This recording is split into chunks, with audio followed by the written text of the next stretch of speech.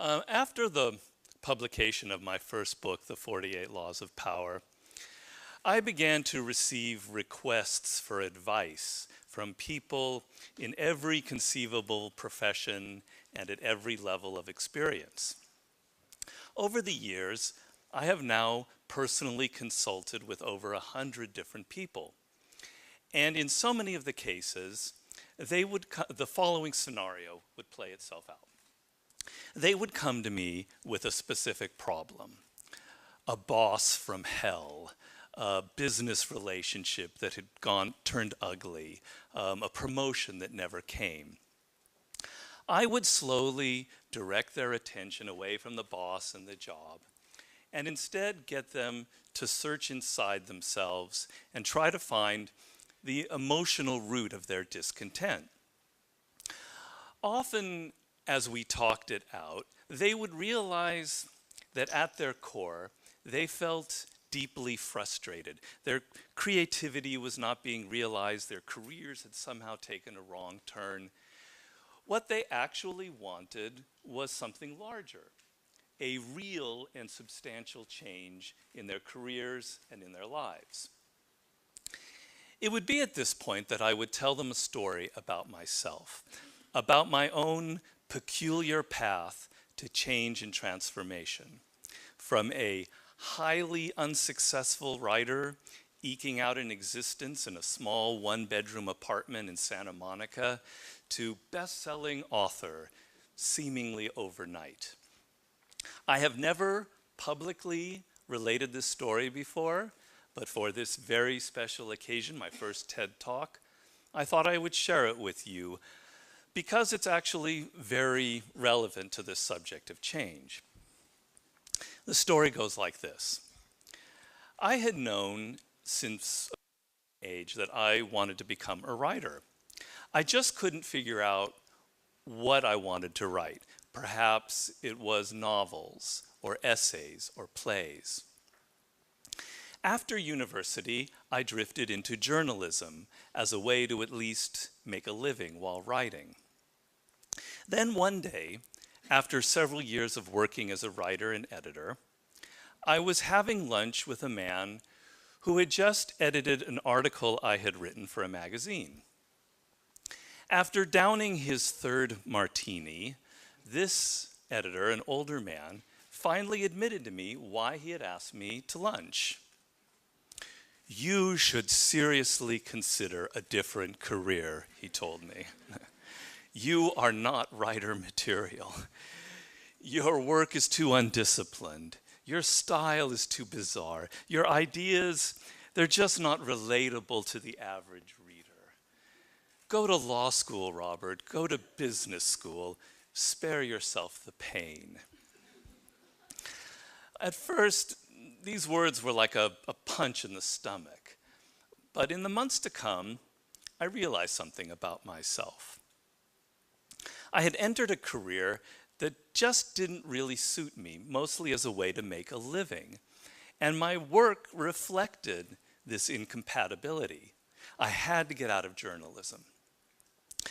This realization initiated a period of wandering in my life. I traveled all across Europe. I worked every conceivable job. I did construction work in Greece, taught English in Barcelona, worked as a hotel receptionist in Paris, a tour guide in Dublin, served as a trainee for an English company making television documentaries, living not far from here in Brixton. During all of this time, I wrote several novels that never made it past 100 pages, and dozens of essays that I would tear up, and plays that never got produced. I wandered back to Los Angeles, California, where I was born and raised. I worked in a detective agency, among other odd jobs. I entered the film business, working as an assistant to a director, as a researcher and story developer and screenwriter. In these long years of wandering, I had totaled over 50 different jobs. By the year 1995, my parents, God bless them, were beginning to get seriously worried about me. I was 36 years old, and I seemed lost. and unable to settle into anything. I too had moments of doubt, but I did not feel lost. I was searching and exploring, and I was hungry for experiences, and I was continuously writing. That same year, while in Italy for yet another job, I met a man there named Joost Elfers, a packager and producer of books. One day, while we were walking along the quays of Venice, Joost asked me if I had any ideas for a book. Suddenly, seemingly out of nowhere, an idea just gushed out of me. It was about power. Excuse me. It was about power. I told Joost that I was constantly reading books on history. And the stories that I read of Julius Caesar and the Borgias and Louis XIV, these were the exact same stories that I had personally witnessed with my own eyes in all of my different jobs, only less bloody. People want power, and they want to disguise this wanting of power, and so they play games.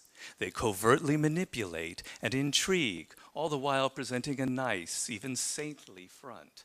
I would expose these games. I gave him numerous examples of what I meant, and he became increasingly excited. He said I should write a treatment, and if it was good enough, he would pay me to live while I wrote half the book, enough to sell it to a publisher. Suddenly, in writing what would become the 48 Laws of Power, everything in my disjointed past seemed to click into place, like magic, like destiny. All of those various writing experiences, the journalism, the television, the theater, the film, had given me the skills to tell stories and organize my thoughts. All of that reading of history had given me a vast storehouse of ideas that I could draw upon, and my work as a researcher had taught me how to find the perfect anecdote. Even those different, seemingly random jobs had exposed me to every type of psychology and to the dark corners of the human psyche. Even the languages I learned while traveling had taught me patience and discipline. All of these experiences added up to rich layers of knowledge and practice that had altered me from the inside out. In my own very weird and intuitive way, I had given myself the perfect education for the writing of the 48 Laws of Power. The book came out in 1998, and it was a success. The course of my life was forever altered. Now, the moral of this story, as I told the people who would come to me for advice, and as I'm telling you now, is the following. We humans tend to fixate on what we can see with our eyes. It is the most animal part of our nature. When we look at the changes and transformations in other people's lives, we see the good luck that someone had in meeting a person like Joost with all of the right connections and the funding. We see the book or the project that brings the money and the attention. In other words, we see the visible signs of opportunity and success.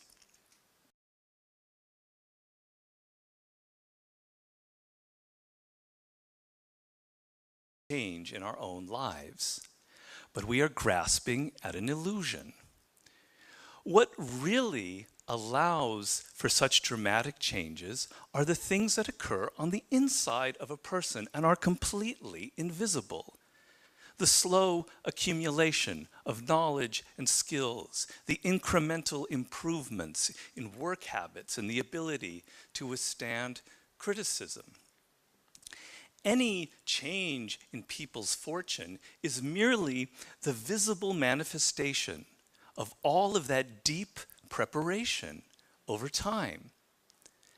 By essentially ignoring this internal invisible aspect, we fail to change anything fundamental within ourselves.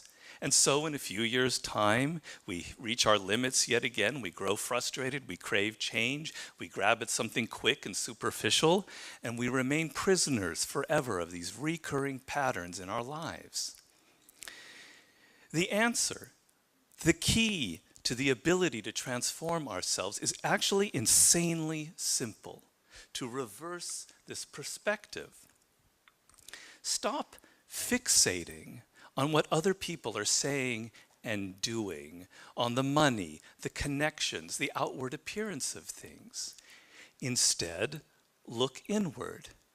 Focus on the smaller, internal changes that lay the groundwork for a much larger change in fortune.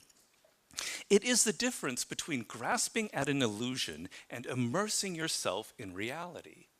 And reality is what will liberate and transform you. Here's how this would work in your own life.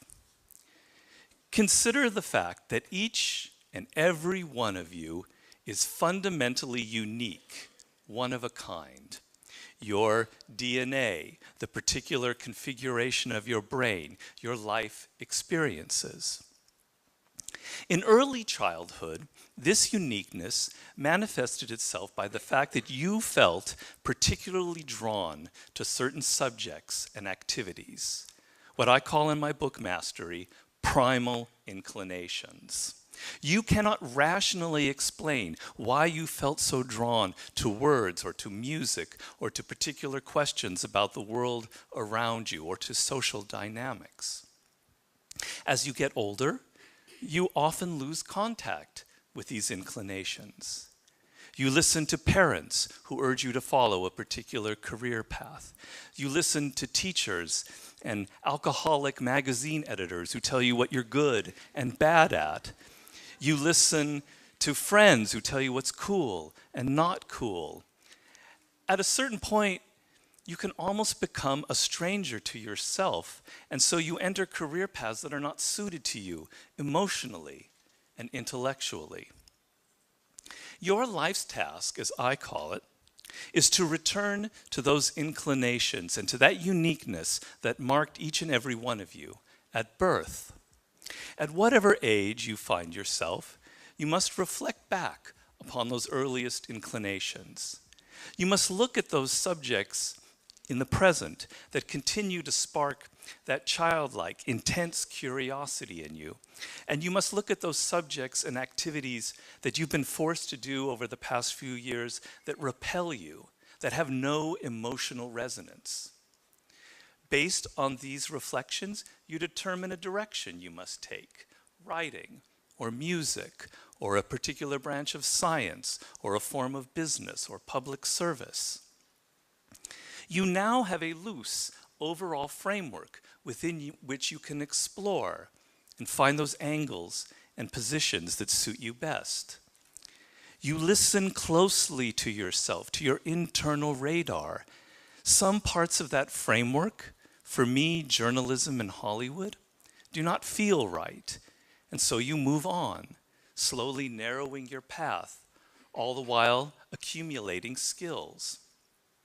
Most people want simple, direct, straight-line paths to the perfect position and to success.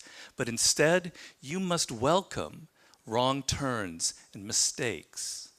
They make you aware of your flaws. They widen your experiences. They toughen you up.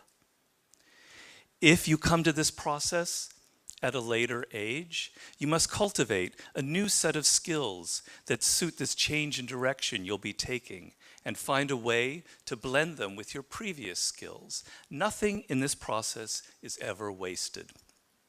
In any event, the goal that you are after is learning and the acquisition of skills, not a fat paycheck.